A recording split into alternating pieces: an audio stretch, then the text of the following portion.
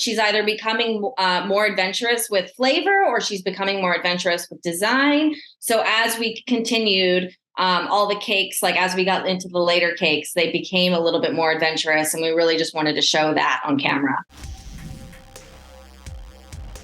Well, it is so nice to meet you, Megan. Nice to meet you too. Oh my gosh. Well, I love this film. So many wonderful things about it. I know that you have style for reality shows, you have worked on feature films before, but what excited you most about working on this film? Well, I think number one, it was about cake, and I used to be a pastry chef, so cake is definitely one of my specialties. But I think that it was a very unique opportunity for a food stylist to be part of a project from start to finish. And that was just a really cool thing for me, because normally when we do scripted things, we're just there for the food.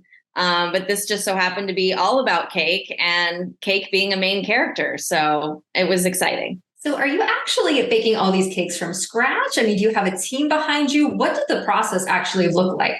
Most of them, yes, were made from scratch. All of the frosting I made from scratch because I felt like it was the easiest to control.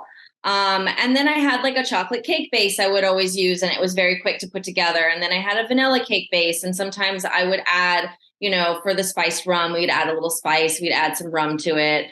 But yeah, all of them were pretty much made from scratch.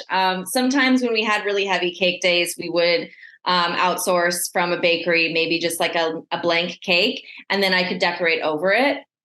But yeah, I had help on set.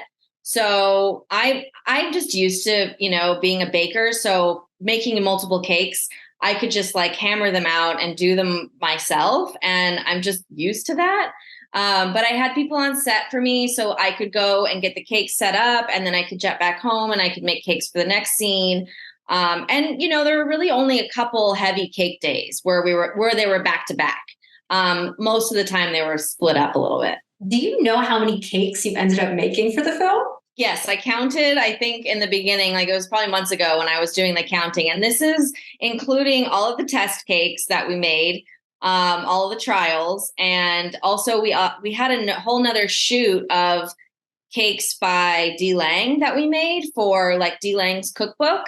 So a total, I think with all the multiples we made was like a little over 100. That is a lot of cake. It was a lot.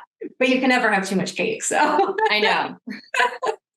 Well, obviously art imitates life. Jane is very reserved. So did you want her cake designs to, not just show her culinary skills, but also give more insight into her personality? Yeah, definitely.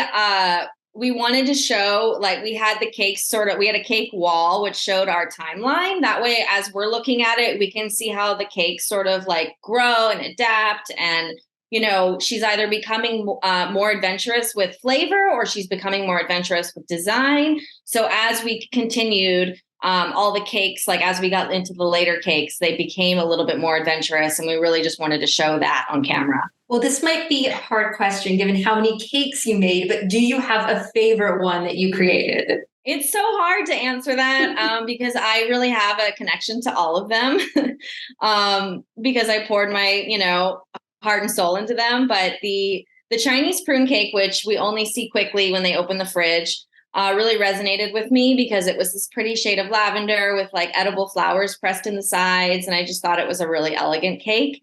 But the licorice and leather cake, which I don't think we really see it whole, was also really fun to make because I was so intimidated by it. And then it became one of my favorites because it was so wacky and cool.